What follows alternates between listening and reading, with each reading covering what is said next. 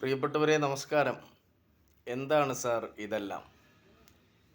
അതായത് സാധാരണപ്പെട്ട ഓട്ടോ തൊഴിലാളികൾ അടക്കമുള്ള ടാക്സി തൊഴിലാളികൾ, ഈ ടാക്സി തൊഴിലാളികൾ 5 വർഷത്തെ ടാക്സ് അടച്ചതിന് ശേഷം പിന്നീട് ടെസ്റ്റിന് വേണ്ടിയിട്ട് ചെല്ലുമ്പോൾ, അതായത് പുതുതായി ടാക്സ് അടയ്ക്കാൻ വേണ്ടിയിട്ട് ചെല്ലുമ്പോൾ ക്ഷേമനിധി അടയ്ക്കുക എന്നുള്ള ഒരു സമ്പ്രദായം, അതായത് വർഷങ്ങളായിട്ട് നിർത്തിവെച്ചിരുന്ന ആ സമ്പ്രദായം വീണ്ടും പുനരുജ്ജീവിപ്പിച്ചിരിക്കുകയാണ്.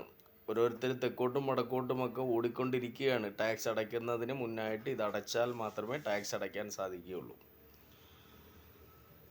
ഇത് ഒരു സാധാരണക്കാരനെ ബാധിക്കുന്ന ഒരു വിഷയമാണ്. ഒരുപാട് ടാക്സി തൊഴിലാളികളുണ്ട്, നമുക്കറിയാം. ഇപ്പോഴത്തെ സാഹചര്യങ്ങളും അറിയാം. നാഷണൽ ഹൈവേ വന്നതോടുകൂടി ഒരുവിധപ്പെട്ട തൊഴിലാളികൾക്കെല്ലാം അവരുടെ ജീവിതമാർഗം, ഓട്ടോറിക്ഷ ഓടിച്ച് ജീവിക്കുന്നവരുടെ തൊഴിൽ നഷ്ടപ്പെട്ടിരിക്കുകയാണ്. അതുകൂടാതെ തന്നെ വലിയ ടിപ്പറുകളൊക്കെ ഉള്ള കുഞ്ഞു കുഞ്ഞു മുതലാളിമാരുണ്ട്. അവരുടെയും കാര്യം അധോഗതിയാണ്. അപ്പം ഇവരെല്ലാം ടാക്സ് അടയ്ക്കുന്നതിന് മുന്നായിട്ട് ക്ഷേമനിധി അടയ്ക്കണം എന്നുള്ള ഒരു നിബന്ധന വച്ചിരിക്കുകയാണ്. വളരെ പരിതാപകരമായ ഈ സാഹചര്യത്തിൽ തികച്ചും അനീതിയായ ഒരു പ്രവർത്തനമാണത്. അപ്പോൾ ചോദിക്കും, ക്ഷേമനിധി അടച്ചിട്ട് ആർക്കെങ്കിലും എന്തെങ്കിലും നേട്ടമുണ്ടായിട്ടുണ്ടോ എന്ന്. എൻ്റെ അറിവിലില്ല. നിങ്ങളുടെ അറിവിലുണ്ടെങ്കിൽ നിങ്ങൾ കമൻറ്റ് ചെയ്യുക. ഈ അത്യാവശ്യം 5 വർഷത്തെ ടാക്സ് അടച്ച് ഒരു പുതിയ വാഹനം നിരത്തിലേക്ക് ഇറക്കുമ്പോൾ വളരെ ബുദ്ധിമുട്ടിയായിരിക്കും ആ വണ്ടിയുടെ ടാക്സ് അടയ്ക്കുന്നത്. ഈ ടാക്സ് അടച്ചു കഴിഞ്ഞാൽ അവർക്ക് സഞ്ചരിക്കുവാനായി നല്ലൊരു റോഡുണ്ടോ? ഒന്ന് ചിന്തിച്ചു നോക്ക്. വളരെ മോശപ്പെട്ട റോഡുകളാണ് നമ്മളുടെ റോഡുകളെല്ലാം. അതിൽ 1, 2, 3 നല്ല റോഡുകൾ ഉണ്ടായേക്കാം. ഇതിലെല്ലാം ഓടി കൂടുതൽ മെയിൻ്റനൻസ് ചെയ്യേണ്ടി വരുന്നു, ഇൻഷുറൻസ് അടയ്ക്കേണ്ടി വരുന്നു, ടാക്സ് അടയ്ക്കേണ്ടി വരുന്നു. അതുകൂടാതെ തന്നെ അവർക്ക് ലോൺ അടയ്ക്കേണ്ടി വരുന്നു. ഇതെല്ലാം കഴിഞ്ഞിട്ട് കുടുംബത്തെ പോറ്റാം എന്ന് വിചാരിച്ചാൽ ബ്ലേഡുകാരന് പൈസ അടയ്ക്കേണ്ടതായിട്ട് വരുന്നു. നിസ്സംശയം പറയാം,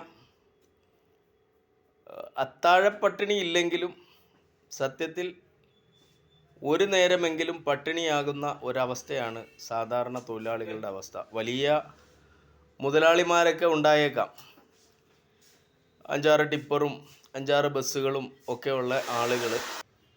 അവരെ മാറ്റി നിർത്തിയാൽ തികച്ചും സാധാരണക്കാരായിട്ടുള്ള ആളുകളാണ് ഓട്ടോറിക്ഷ, ആപ്പ പോലുള്ള വാഹനങ്ങൾ ഓടിച്ച് ജീവിക്കുന്നത്.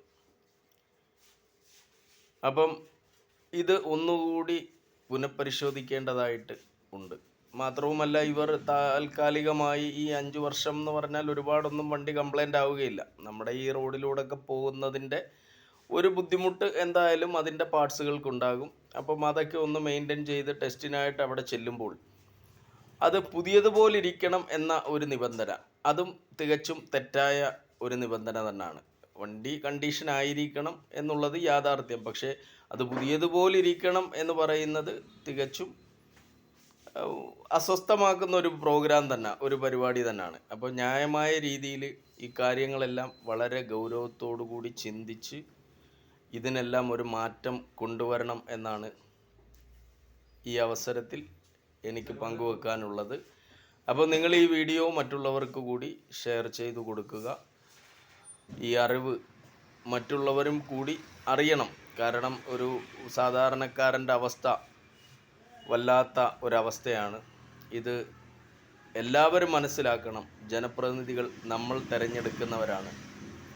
അവർ അധികാരത്തിലേക്ക് എത്തിക്കഴിയുമ്പോൾ LDF ആകട്ടെ, UDF ആകട്ടെ, BJP ആകട്ടെ, ഏതും ജനോപകാരമായ പ്രവർത്തനങ്ങൾ ചെയ്യുന്നതിന് മുൻനിരയിലുണ്ടായിരിക്കണം എന്ന ബോധം അവർക്കുണ്ടാകട്ടെ എന്ന് പ്രത്യാശിച്ചുകൊണ്ട് പ്രാർത്ഥിച്ചുകൊണ്ട് ഞാൻ നിർത്തുന്നു. നന്ദി.